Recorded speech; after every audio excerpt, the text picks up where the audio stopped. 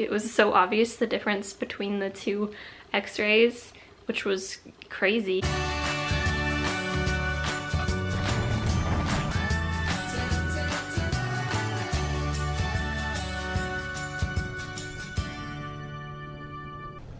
Good morning, guys. Today is the day that we're leaving to go to Florida for about 6 weeks to have a series of treatments on my neck done to try to treat and eliminate the instability that I have in my neck, as well as other associated structural issues that are most likely causing my intracranial hypertension, high pressure that still is in my brain. I'm really hopeful about this and hopeful that this will just improve my quality of life and help me to spend more time upright and to feel better and potentially even feel well while upright. So the hope is strong, and I'm really excited to see where these treatments take me. I have a big hunch that this is going to be a big piece of the puzzle for me in my healing, so I will keep you guys updated. I'll take you along with me on the journey to show you what it's like, and keeping fingers crossed and praying hard that this is going to be worth it. We're both feeling a little bit sad this morning about leaving our house. We really love it, and it's kind of just a special place. So we're gonna have family staying and looking after our house for us while we're gone. We're gonna miss it here, but I think it's gonna be worth it. So stay tuned. Here is the cooler full of food for our trip. So this is a company that makes unaged beef, and it's a family farm, and I just feel really good about supporting them. But basically, it's lower in histamines because it isn't aged at all. It's just straight frozen. So I've been cooking most of my food straight from frozen to try to lower histamines as much as possible. I hope that as I heal, I won't have to do that as much. And some of you guys may not have heard, but I am doing the carnivore lion diet. It's been 5 months since I started the carnivore diet. It has certainly helped me and been worth it. And the last 3 months or so, I've been doing a stricter version of the carnivore diet called the lion diet, where all I eat is essentially beef, salt, and water. It's ruminant meats, so I can have other things like goat and lamb, but those can be kind of like harder to come by. So it's mostly beef, but it's been quite the experience, but I'm much more used to it now, and it's kind of just become a part of my life. So, and I do want to share more about my experience with the diets and like what specifically has helped and what hasn't helped, and challenges that have come because of this way of eating. But overall, I'm very thankful that I decided to try this way of eating, and it's just amazing how many people it's helped. So yeah.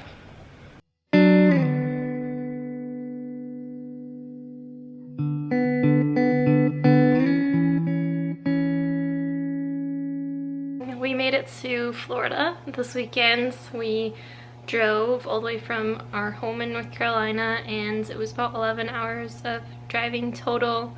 And we stopped for a night at my parents' house in Florida, which is too far to stay for these treatments, and they'll be renting it out anyway, so it wasn't an option. But luckily last minute we found a new listing come up that we were able to get a really good deal on, so I was thankful for that, because this is definitely going to be a costly trip, and we like to always do things as frugally as possible. But of course, I'm really thankful that we're able to do this and make it work. So we got to the condo that we're staying in last night, and the drive was definitely very rough on my body, but I'm hanging in there and just gonna be recovering and resting today. In the past, we've done a lot of medical travel to, you know, the Baltimore, DC area, and also New York City, and those are just places that are pretty unpleasant to be when you're very ill. So we were kind of just talking about how, you know, it's gonna be nice to have a medical trip that's actually to kind of a desirable location. But of course, the main thing is that we feel good about this doctor and the treatments that I'm going to be having. So tomorrow morning I will have my first appointment, and it's going to be a chiropractic appointment, which I know might sound scary to some of you guys. I met the chiropractic doctor and he uses a very, very gentle approach. There's no manipulation. It's just slight adjustments and kind of like, you know, they'll push in certain areas, I think, to adjust your vertebrae to go back in the right position, and it's all very gentle and safe. So I am still gonna ask him, you know, like, please tell me what you're gonna do before you do something, and please be very gentle and whatnot. But overall I feel good about it, and basically the idea with that is to try to correct my neck curve, also to try to get the vertebrae that are out of place back into the right position. What I took from the appointment is that basically if you do prolotherapy or PRP without correcting the neck curve and the forward neck issues and the straightening of the cervical spine, then it won't be as good of an outcome. My neck curve is about 2 inches too far forward, and I think that's probably extremely common with craniocervical instability, and something that I really don't ever hear talked about or discussed, or like people trying to fix that. I will let you guys know how tomorrow morning goes, and a little bit later I'll give you a tour of the apartment that we're staying in. And yeah, just know that I'm feeling hopeful and thankful. And when we were driving down, Jake and I were talking about this, and you know, he said, I feel overwhelmingly hopeful about this. And there's kind of a factor of like, it does feel like a lot is riding on this treatment, and so that makes us nervous. But ultimately God is in control, and he's brought us here for a reason, whatever it may be. So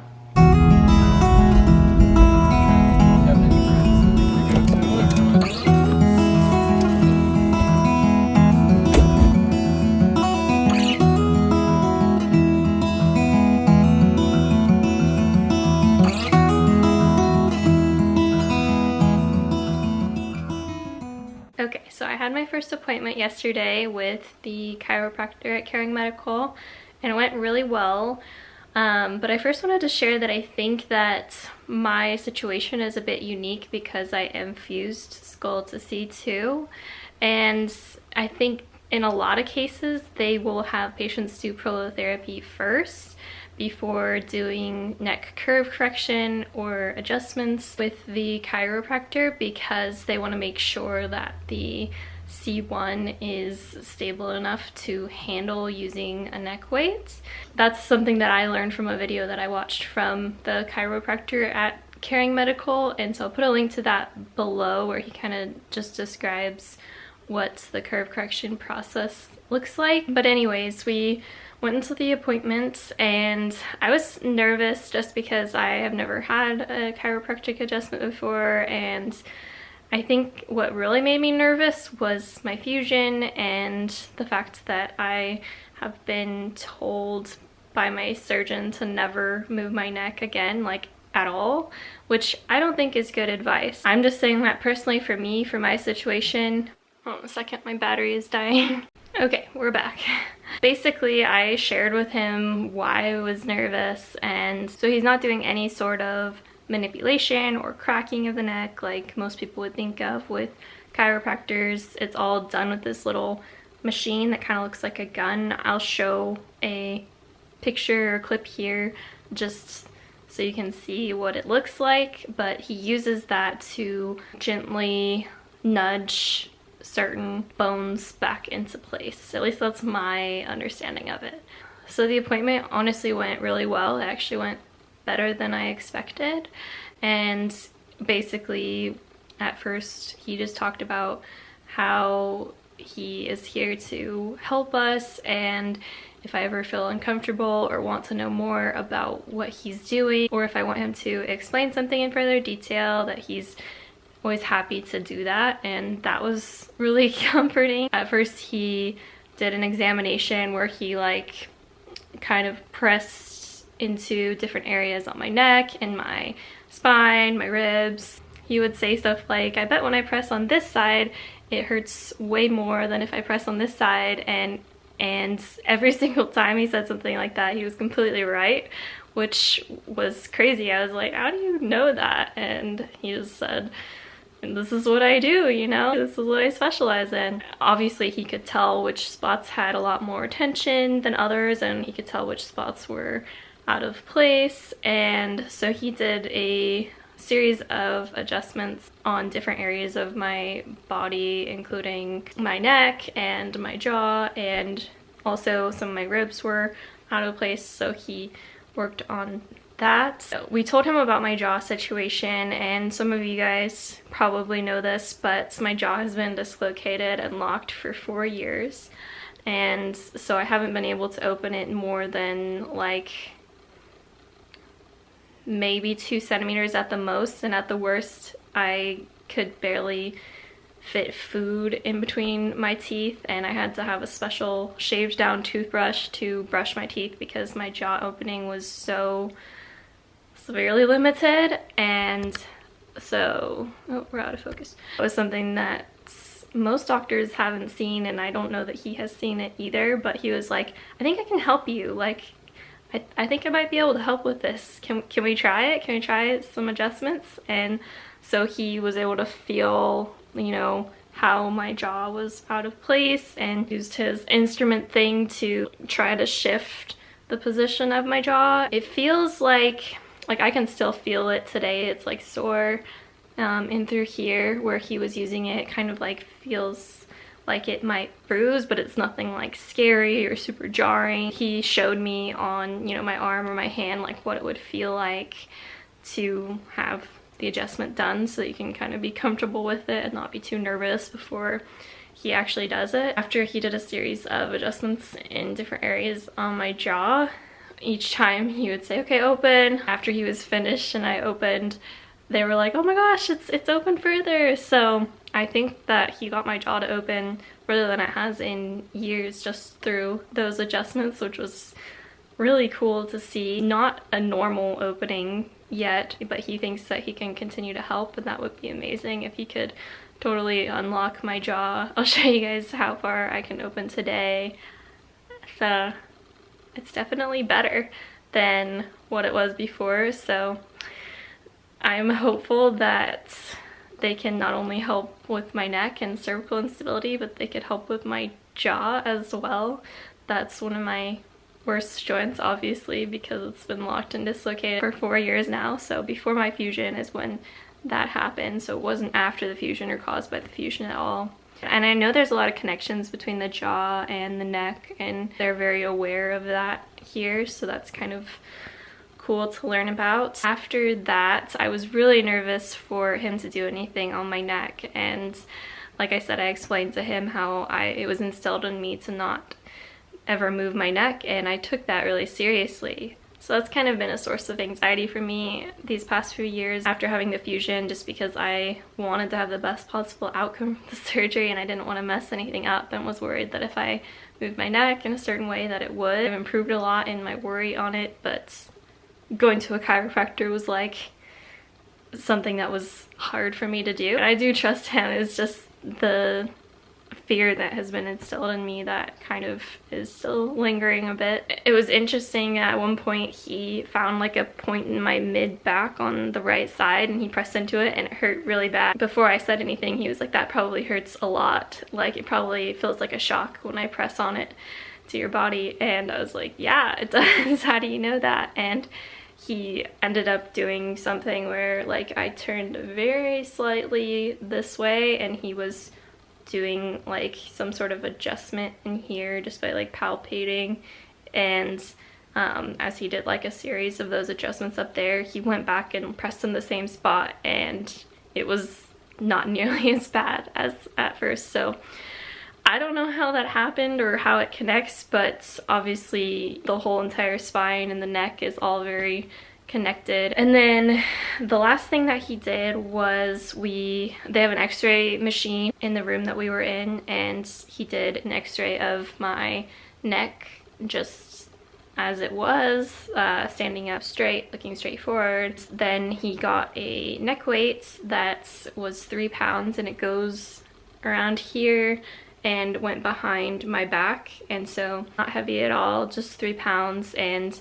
it's all very individualized. So like he says in the video that I'll link down below, some patients' necks may be strong enough that they might start off with a 10 or 15 pound weight to help correct their curve, but others may need to start with 1 or 2 or 3 pounds. And so it's all very individualized, and they have different types of neck weights. I've seen some people that wear them in the front. Mine went down the back, and they also have one that I think goes over your head somehow.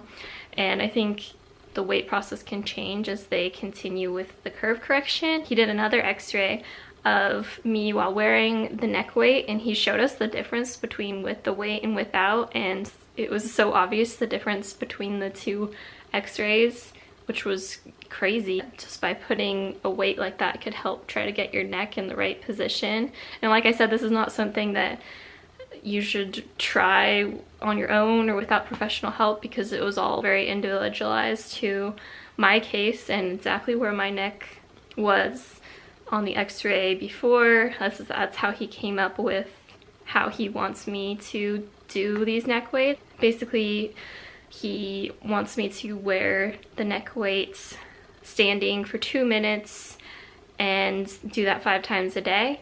And I see him tomorrow, so 2 days later from my first appointment, and I think he's going to do some adjustments and potentially more curve correction. I'll keep you guys updated on that. I'm not really sure. Thankfully, it's not hard for me to wear it neck-wise and strength-wise.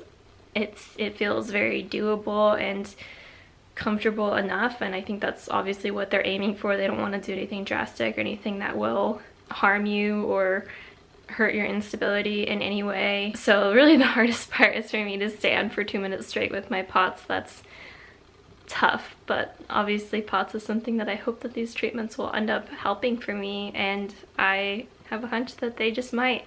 Overall, it was a really good appointment. So anyways, that's the update on my first appointment. It went really well. I felt very comfortable with this doctor and felt like he really wanted to help.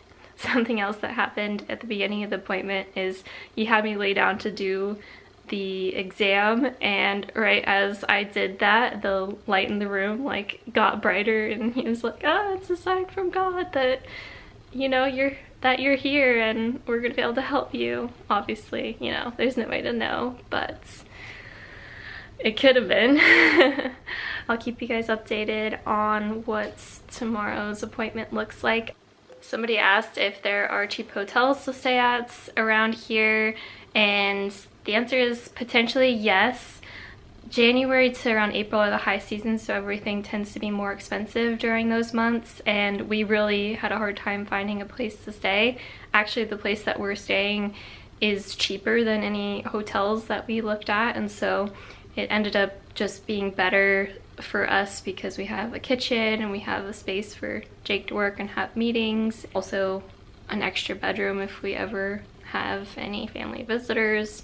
And so we're really thankful to have found a good deal on this, although staying for 6 weeks is inevitably going to be very expensive, and so I know that that's a factor. Something that I just looked up is that they actually have a Ronald McDonald House that is just like 3 minutes away from where Caring Medical is. If you're under, I think, 21 or 22, then maybe there's a potential you could stay at the Ronald McDonald House. And so that may be something to consider if you are young enough, if you're wanting to come here for treatments and really need to do it as cost effective as possible. And just a reminder that I'm not at all trying to convince anyone to do any sort of treatments, but I'm just here to share my experience, and I know a lot of you have been interested in these specific treatments, and some of you have shared with me that you have had them done and had really good success, so that's cool to hear. But like I always say, I'm all for anything that just helps people to feel better. So I'll catch up with you later.